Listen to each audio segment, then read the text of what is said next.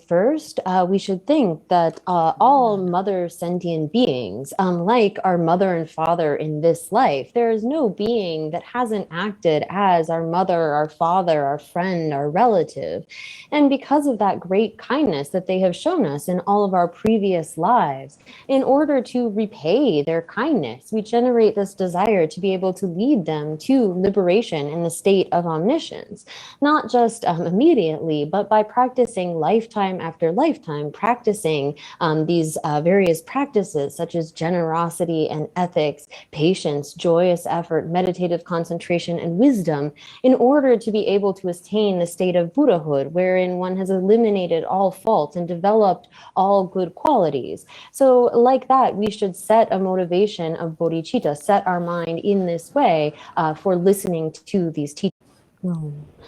So some people might think that, well, when I attain that state of Buddhahood, then I'll be able to work for the benefit, for the welfare of all sentient beings. When I get to that kind of state, then I will be able to really benefit them. But this is kind of a mistaken attitude, because we are going to, through lifetime after lifetime, work for the benefit of other sentient beings. Although Buddhahood represents the culmination, the perfection, the completion of that ability to be able to benefit or work for the welfare of others, in lifetime after lifetime, by developing love and compassion and bodhicitta, the practices of the six perfections like generosity and ethics and patience, wisdom, and so forth, then we will be able to actually benefit others as we work toward the state of Buddhahood, wherein we have completely sort of developed, fully culminated that ability to benefit others.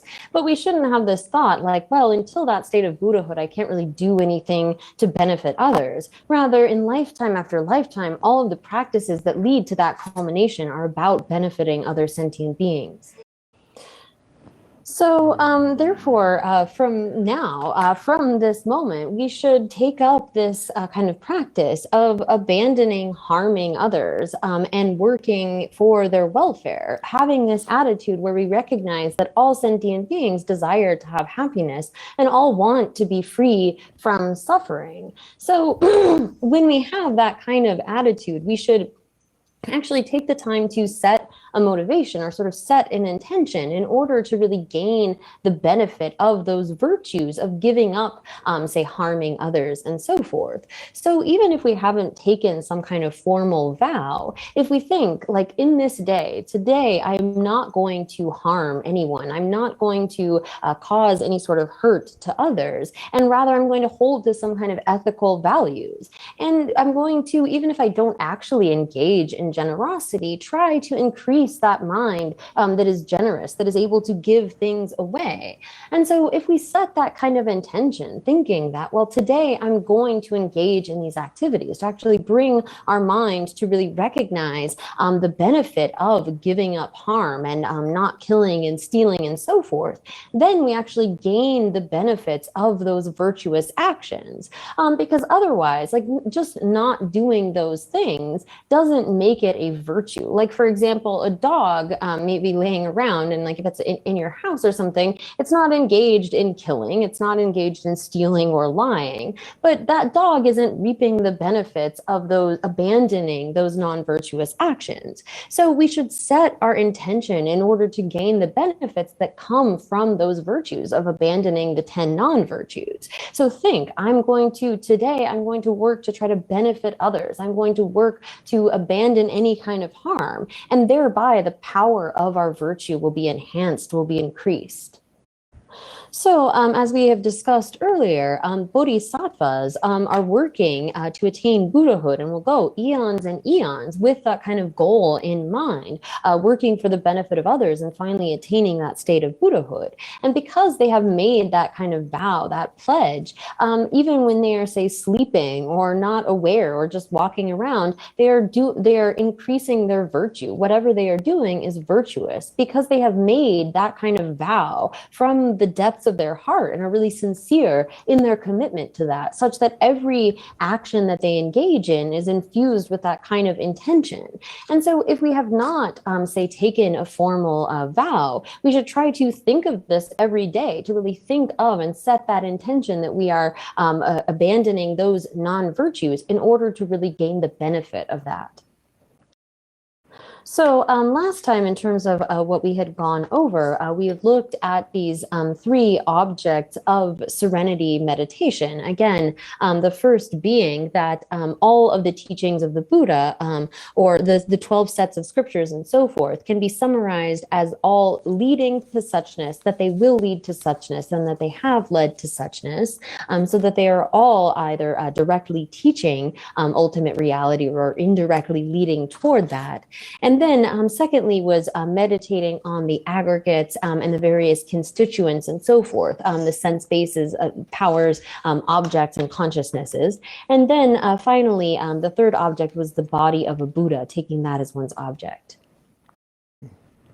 So, and last time we had discussed that the two main sort of obstacles to developing meditative stabilization are these two of dullness and excitement. So there can be sort of various levels of these in terms of dullness and excitement. We had gone through, there can be like a coarse, a more sort of middling and subtle, although usually we see them divided into coarse and subtle. So here, when we have a dullness, the sort of subtle form of dullness is where we, although we have the kind of clarity, the aspect of clarity, and there is stability to that mind, so we're abiding on the particular object and there is some degree of clarity, if one's lacking the sort of strength or vividness of that object, then this is a sign that one has this kind of subtle type of dullness. And so here we had sort of gone through where it was describing how these arise when the mind is not very clearly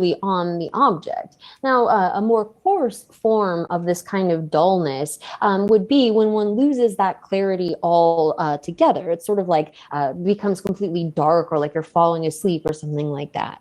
And on the other hand, we can have the sort of issue of excitement, where out of attachment, the mind gets distracted away from the object, thinking about the various things that we need to do, or what we are desiring, or sort of all kinds of different objects that we can be drawn away from our main object of meditation. So when this is a really coarse form, we may lose the object altogether. We sort of are like pulled away and distracted entirely from our object.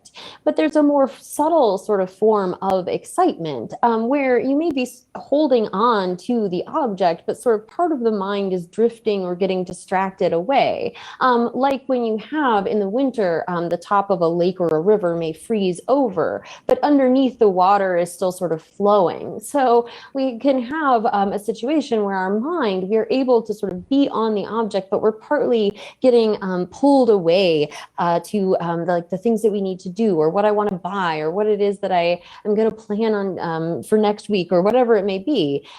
We need to immediately be able to recognize that and bring the mind back to the object. So dullness comes when we are too loose, when we're lacking this sort of strength of holding the object, whereas excitement is really getting pulled away from the object. You lose the sort of stability because of being distracted away out of attachment and desire. So then to give an example to illustrate this, this is sort of like when we have an elephant that has not been tamed. This is likened to our mind when we initially begin to try to practice this. So like a kind of untamed wild elephant, one needs to sort of subdue that through a process of first like having a rope and tying it to a pole of some kind. To be able to hold it there. And when you're trying to train this elephant to do what you want to do, you are sort of going to correct it or punish it with this metal hook when it doesn't do what you want it to do. And so this is how our mind is. When we place it on an object of meditation, it's kind of like we're tying this rope, like this tying this elephant to a post in order to keep it fixed on something. And when our mind gets distracted away, gets pulled away to other things, then we need to use introspection, which is like this sort of hook-like tool that one uses to hit this elephant in order to get it to do what you want. And so this is something where we aren't initially able to keep our minds focused on a single object, but we need to develop the ability through bringing our mind back again and again. We try to tie it to that object with the rope of mindfulness and use introspection to recognize when we have strayed. And so over time, with practice, we're able to keep our mind single-pointedly focused for a longer and longer amount of time until we attain the kind of blissful pliancy of body and mind, such that we're able to remain single-pointedly focused without any sort of difficulty, either mental or physical difficulty. And when we're sort of held, our meditation is infused or held with that bliss of mental and physical pliancy, then we have sort of control over our minds, the ability to place it for as long as we want without any kind of difficulty on a particular object. So then, following gaining serenity, it is logical, it is right for us to then engage in the practice of insight. And so insight is developed, as it explains here, that we are investigating the sort of nature of all knowable phenomena. So this is recognizing the sort of special insight is something that is developed through investigation and analysis.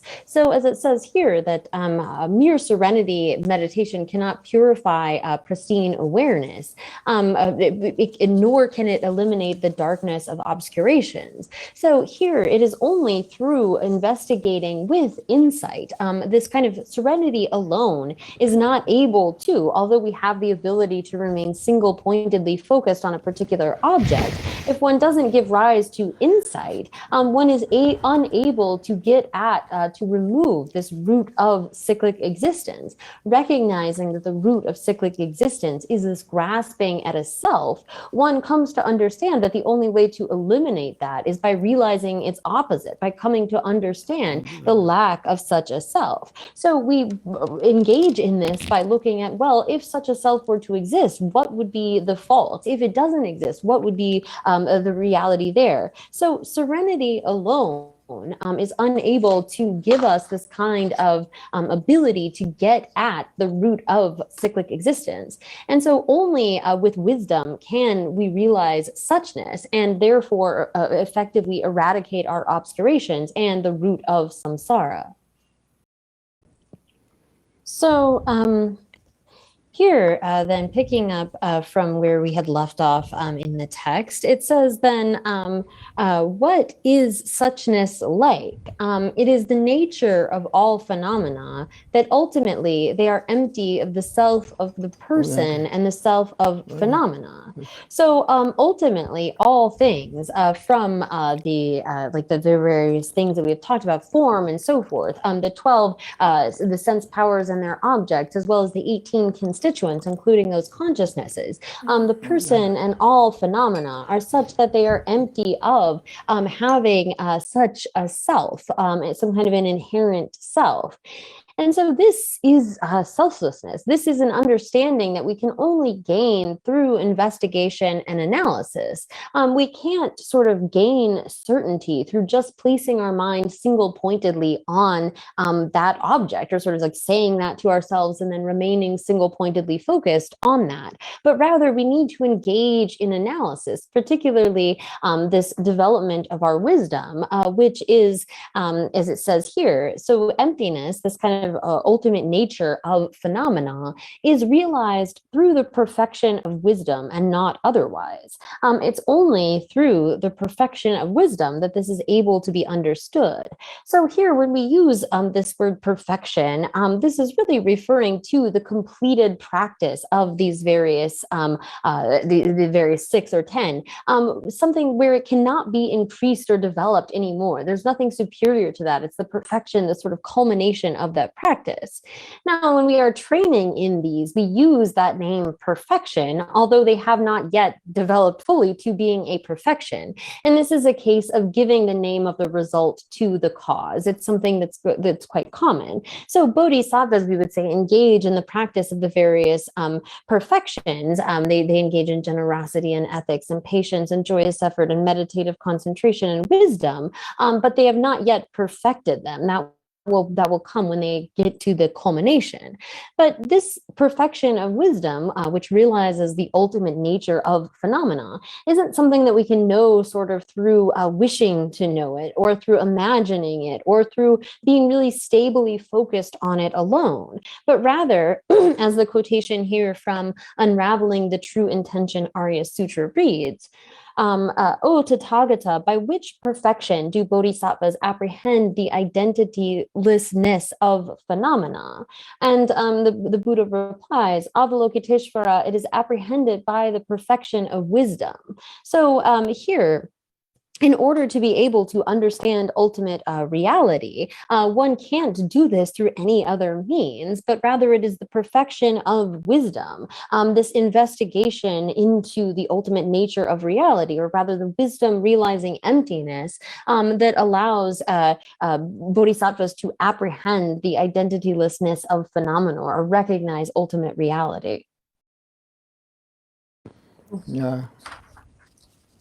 So then it says, therefore, meditate on wisdom while engaging in serenity. So here, there are two sorts of major topics or divisions of meditating on wisdom or selflessness. And so this is the selflessness of the person and the selflessness of phenomena. And here, beginning with the selflessness of the person, it says, yogis should analyze in the following manner. A person is not observed as separate from the mental and physical aggregates, the elements and sense powers. So here, if we take this idea of a person and the self of the person, aside from the five aggregates, if we were to sort of set those aside, there's nothing that is separate apart from that we could identify as being the self. Like if we put if we set aside the form aggregate and consciousness and discrimination and karmic formations and feelings and so forth, there's nothing that we could point to as being the self. So if we take like not just the five aggregates, but the various our sense bases, the sense powers, and then the various objects of those, as well as there's consciousness, there's like we can take all of those various things. And here, when we're referring to the kind of elements and sense powers and so forth, those are those that are included within the continuum of a single being, like so our own sort of physical form and sounds and smells and tastes and so forth, not sort of general. But if we try to set aside all of those things that constitute what we like the aggregates of the person, then there's nothing that we can find apart from that and say, well, this is the self or this is the person. So if we, I mean, in the most basic sort of categorization, if we look at the mental and physical constituents, the aggregates of this person, if we try to set those aside and point to something else that is not of those, that is of a different nature, sort of like blue and yellow, there's nothing that we can point to as being the person aside from that. So here, the first sort of point is that a person is not observed as separate from the mental and physical aggregates, the elements and the sense powers. So it's not something that is apart from, aside from, separate from those, nor is a person of the nature of the aggregates and so forth, because the aggregates and so forth have the entity of being many and impermanent. So it's also not the case that the person can be identical with the aggregates or the various sort of sense powers and bases and so forth, because if we then come up with the question, well, is the form the person? Is the consciousness the person? Are the feelings the person? Is distinction, discrimination the person's? Or the karmic formations the person? So there are many of them, the aggregates, and they are also in the nature of being impermanent. And so if we assert that they are the self, then the self would have to disintegrate, as do the aggregates. So here, others, so this is referring primarily to non-Buddhists, have imputed the person as being permanent and singular, as if there is some kind of like permanent, singular, solitary sort of person that has autonomy. And this means that they are not sort of contingent or dependent upon any of their parts or any sort of basis, that they are partless. And when we look at, well, the person, we identify the person on the basis of the aggregates, and we can't find something that is partless. The aggregates have various parts, and they are also impermanent. And so therefore there can't be some kind of permanent, singular, autonomous kind of self. Rather, the person is something that is dependent upon these various aggregates, or we could say the sense bases and their various objects and their consciousnesses and so forth. And so the person then, again, there are those non-Buddhists that assert that there is some kind of permanent, singular, autonomous type of self. And we can see that there is no such self, such person that exists like that. And nor does the person exist as somehow separate from the aggregates, nor identical with the aggregates. Oh, yeah. So this understanding of selflessness or emptiness is something that is said to be extremely important. So we have from a sutra where the Maitreya is explaining that, or sort of there's an exchange here in which it is said that bodhisattvas who engage in the first of the five perfections for hundreds of eons, of course, the merit that they would make would be very great. But if someone is to hear the teachings on emptiness, even if they have kind of doubt, a little bit of doubt in their mind, and so even so much more so if they didn't have any kind of doubt, but if they were to hear those teachings on emptiness, hold that in mind and explain that to others, that merit, like of just holding that one verse of teachings on emptiness, would be much greater than the bodhisattvas practicing the other perfections for hundreds of eons.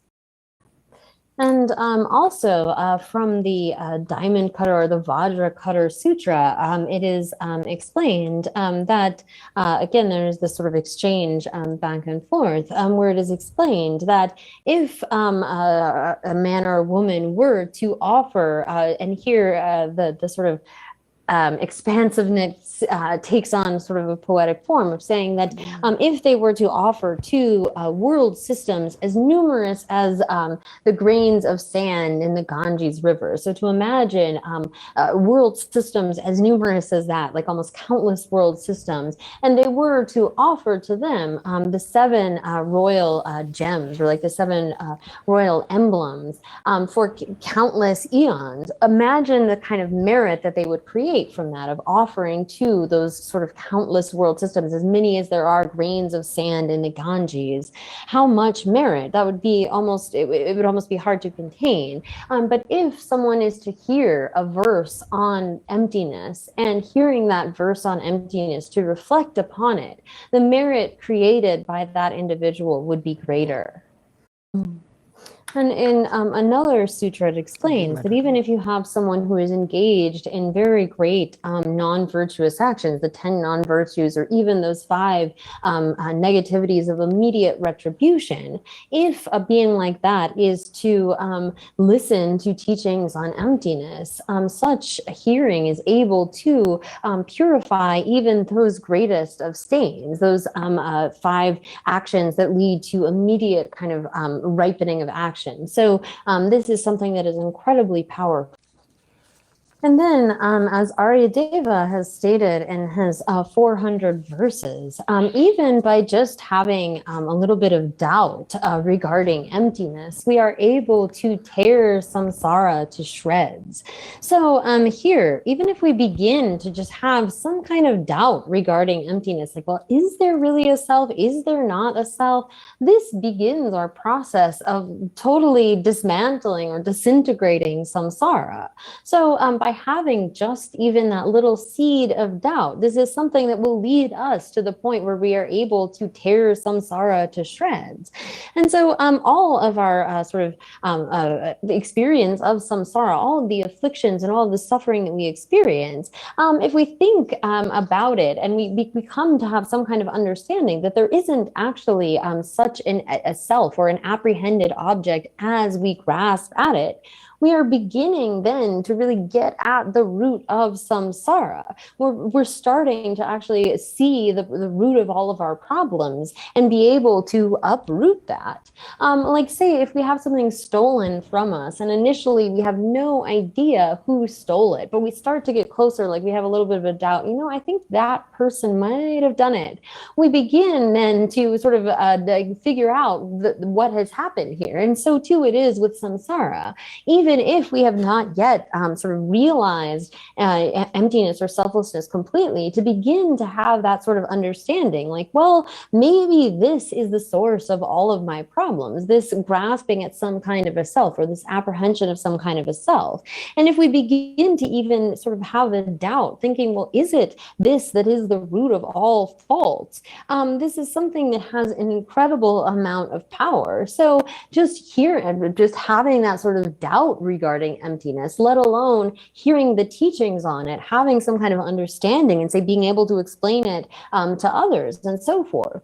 And so although we don't live at the time of the actual Buddha, to have this opportunity to hear these teachings on selflessness, to have them in the world at all, is something which is extremely rare and precious, and we should recognize it as such. So here, the Buddha has given these kinds of sort of teachings that we should do virtuous actions and we should abandon non-virtue and so forth. But this isn't something where we're actually able to like see the immediate result. It's not like we can hear or see or perceive it like that. But if we're able to have some basic understanding of this, the sort of what is the root of samsara, recognizing that it's this fundamental kind of misperception, and by recognizing that, we're able to slowly undermine that basis. Although we don't say gain fame or sort of gain a good reputation in the world, this, if we recognize that this is the basis of all of our transformation, of being able to purify negativities and eventually actualize Buddhahood, then we will really appreciate just how powerful this understanding of emptiness is.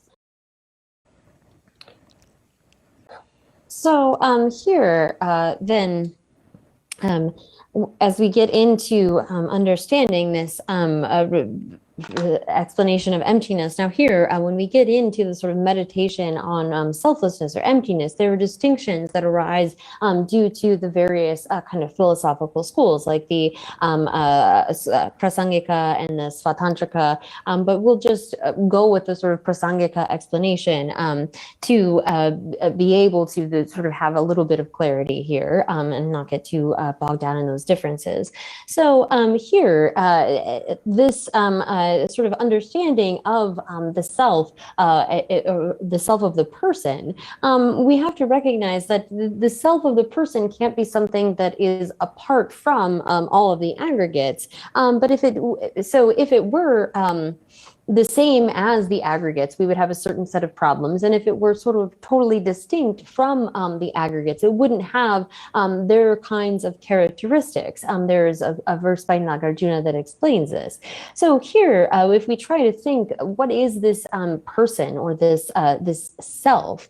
If we go through the sort of basis of its designation, meaning these 5 aggregates, well, can we point to something within those aggregates that is that self? Or if we were to say set them aside, is there something that we could point to that is the self? So would we be able to posit the person if, say, we didn't have the form there, or if we didn't have feelings, if we didn't have this sort of discrimination, or our our consciousness, or the various imprints that have been placed upon that consciousness, or various karmic formations? So it's only in dependence upon those things that we can designate a person, that we can say this is, say, Tashi or Lobsang or whatever. But we can't, without that basis of designation, assert there to be some sort of person. So here, there is a necessary kind of contingency or dependency in that the person is not identical with those, but it's also not something that could be posited in absence of those aggregates.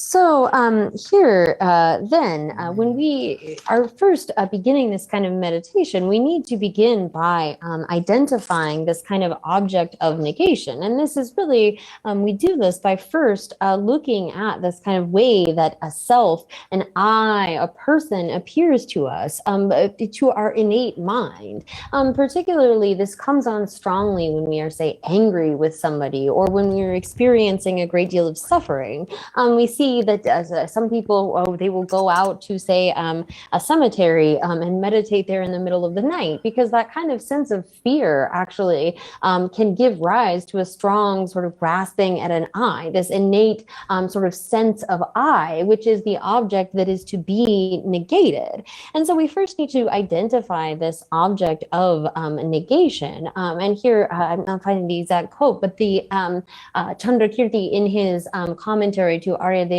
400 verses, identifies this sort of I, or this self, as it appears to our innate mind, as being something that isn't dependent upon anything else. It's sort of like autonomous, non-dependent, non-contingent. Something having a nature like that is what we are identifying as the object of negation. Now here, when we talk about a person, say, on seeing a particular form, we can say, oh, that's Tashi. Or when we see someone's face, like, oh, that's Tundrup. But that face or that form is not Tashi. That face is not Tundrup. But rather, we can, on that basis, by convention, designate that as Tundrup. So there's nothing there that is established by its own side, from its own side, or by its own power, but rather these things exist through the force of designation, through the force of convention, and that in that way they're actually sort of tenable. So it's a lot. It's coherent for us to say when we see a particular person, like, oh, that's Tashi, even though when we are to sort of investigate and analyze, we can see that that form isn't Tashi.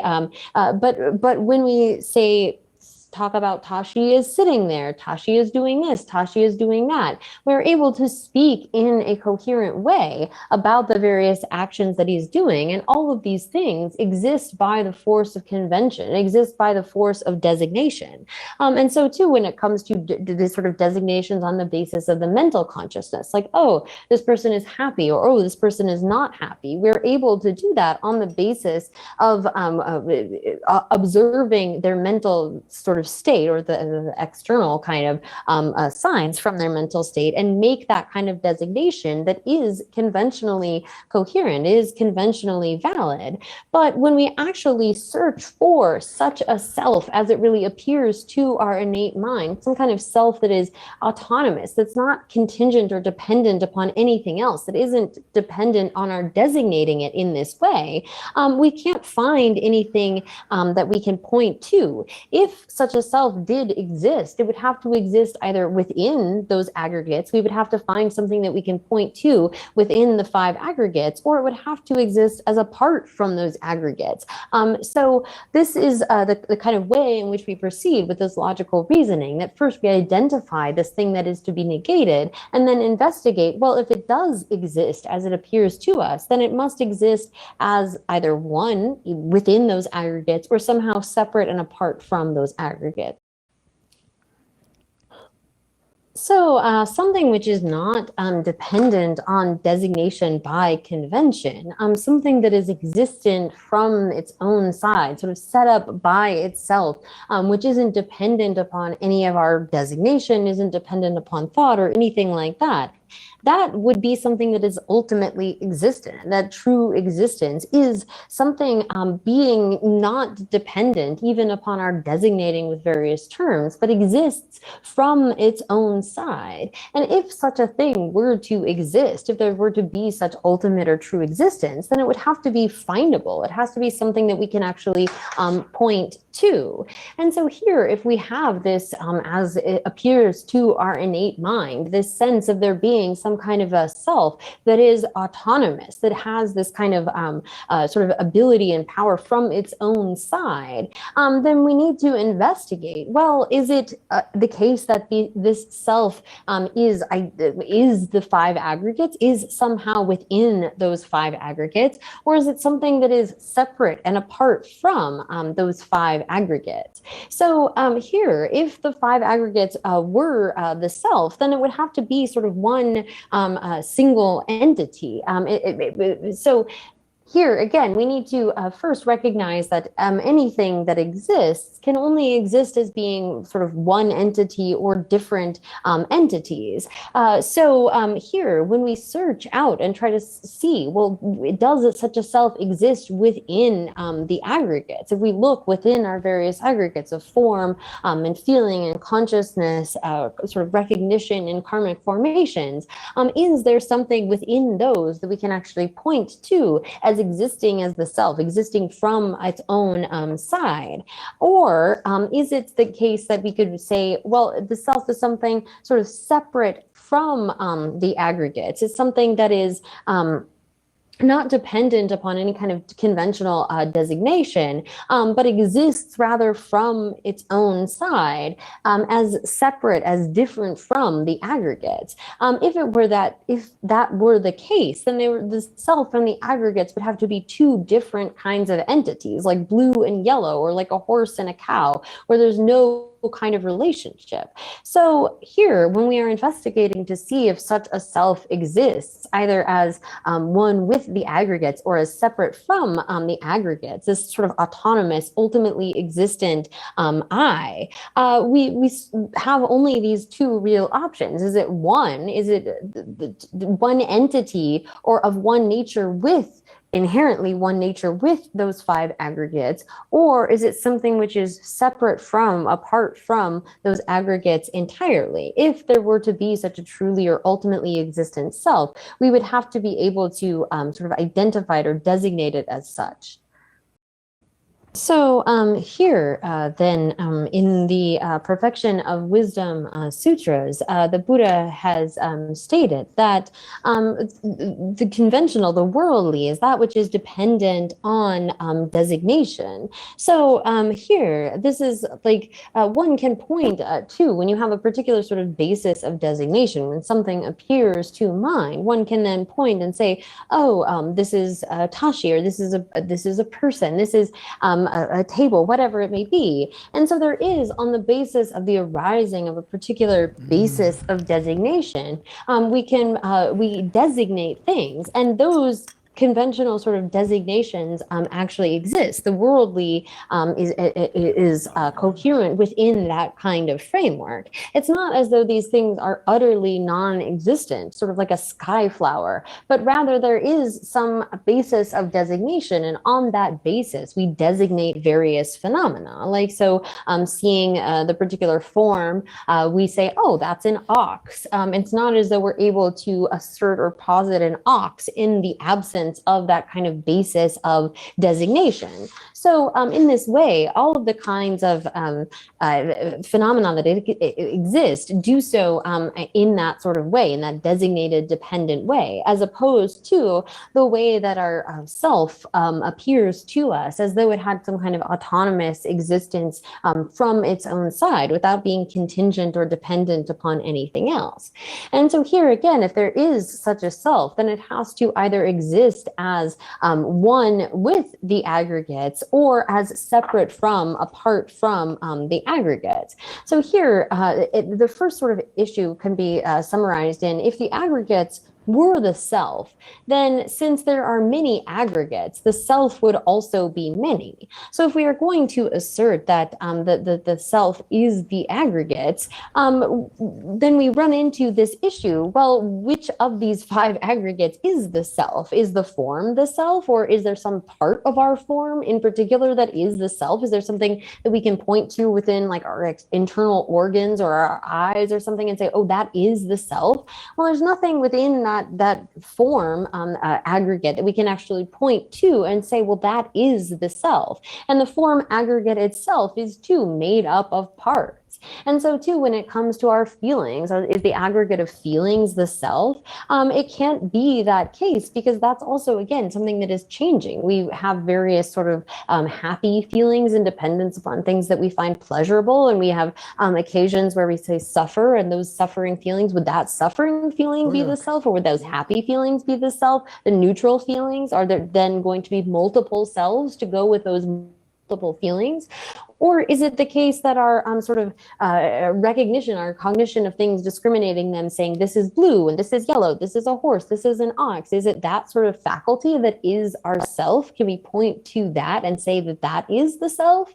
Or is it our aggregate of consciousness, our various, again, we have within consciousness various consciousnesses, our sort of visual consciousness and auditory consciousness and mental consciousness and so forth. So can we point to one of those as being this self, this I?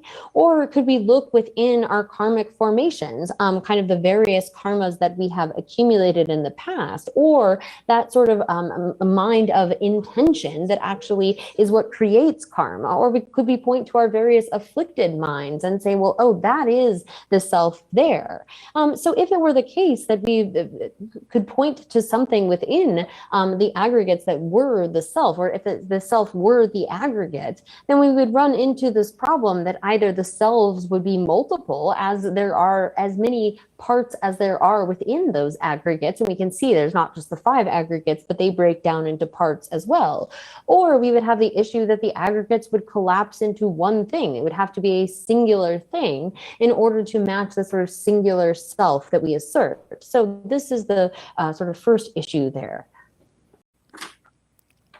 So here, then, when it gets into looking at these various positions, we begin by looking at, well, if the 5 aggregates are the self. Now, here there are sort of particular refutations that apply to those that would propound some kind of a permanent a self, some sort of outsiders that would propound a permanent autonomous kind of a self. And so here, if the self has the nature of the aggregates, then that would mean that it's necessarily impermanent. And it's also something that can't be partless, because we look at the sort of aggregates themselves, and they have various parts. So to assert some kind of permanent, partless, autonomous self that has the nature of these aggregates, that's not something that is tenable or is viable. Because when we look at the kind of various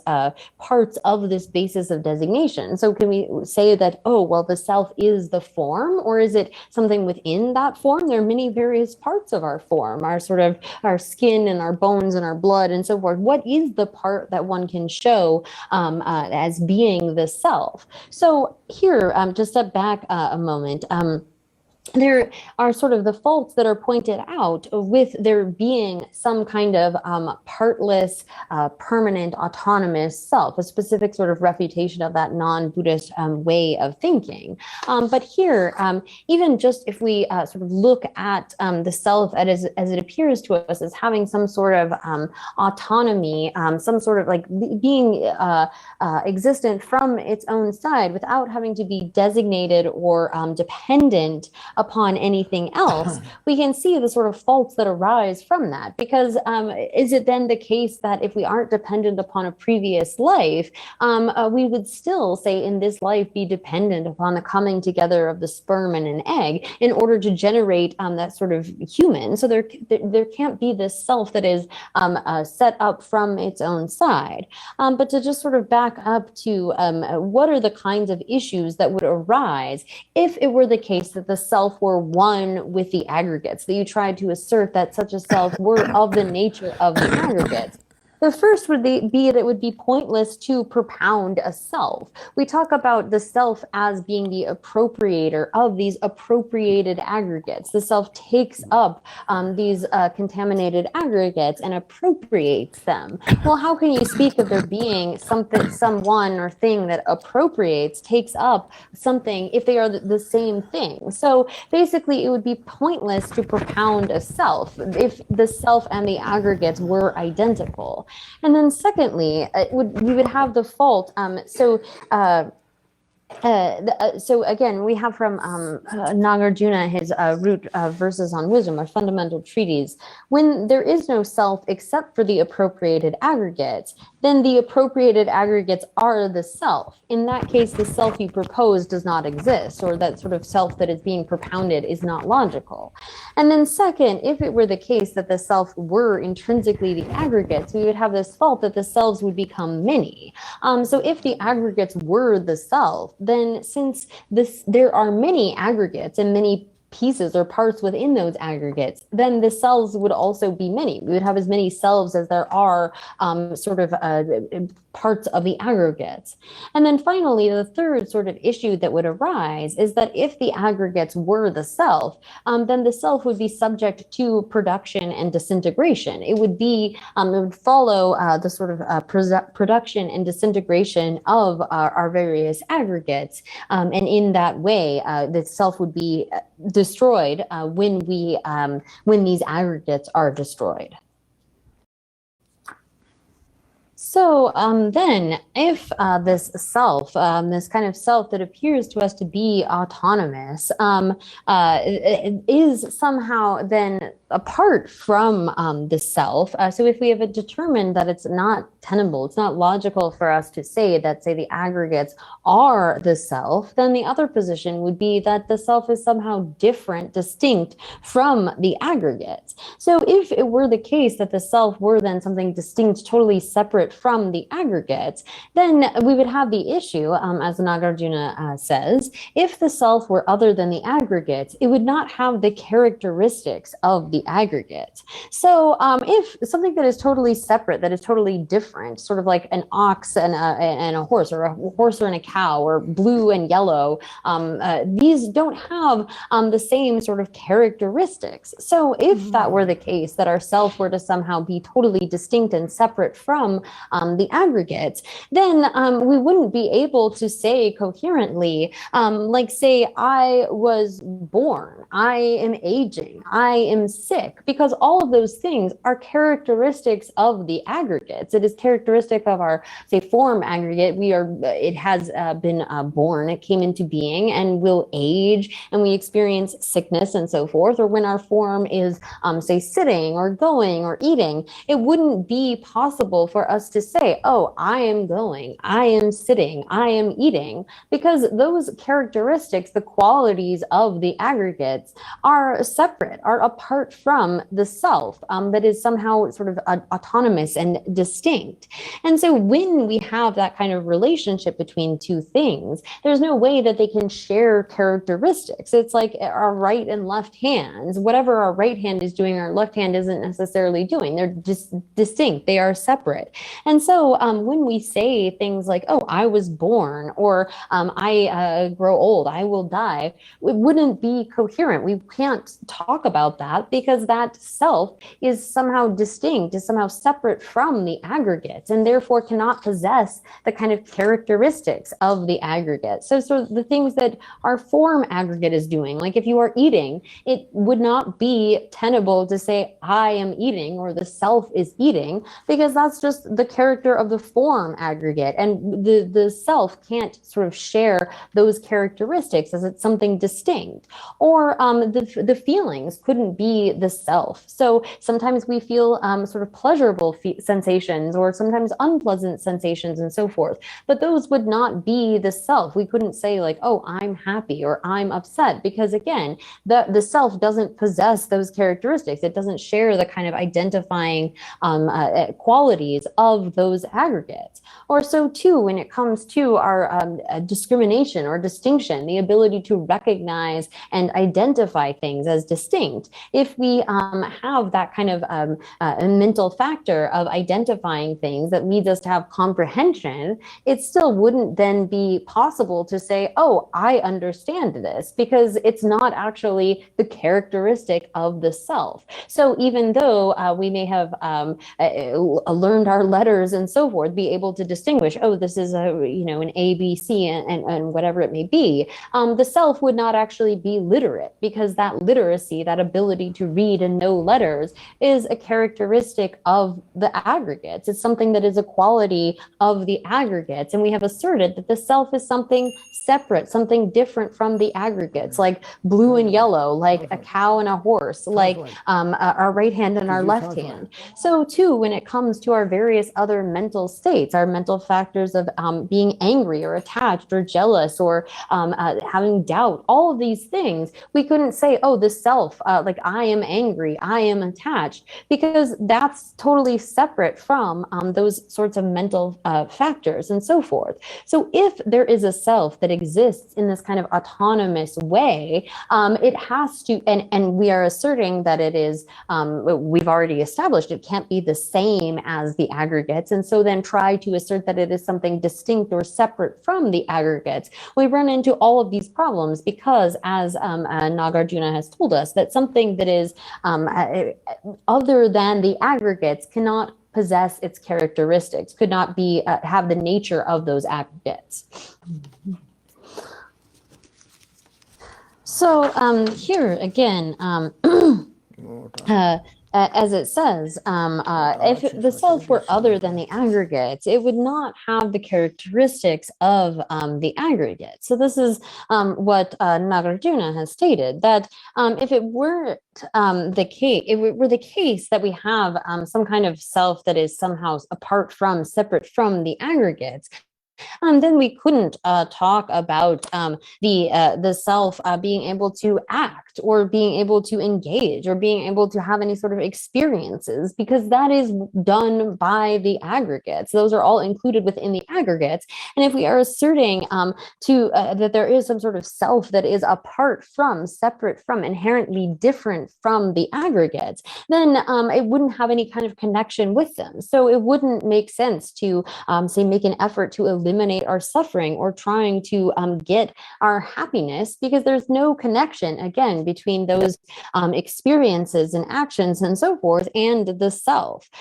So here we would potentially have the issue that the self, if it is not, if it were essentially different from the aggregates, it would not have the aggregates characteristics of arising, remaining, and disintegrating. And so if the aggregates, if it is asserted that the self is something entirely separate from the aggregates that doesn't have its kind of characteristics, then one would have to say that there's a sort of like a permanent self that is somehow doesn't have those characteristics of abiding and disintegrating as do our aggregates. And that, again, is not tenable in any way.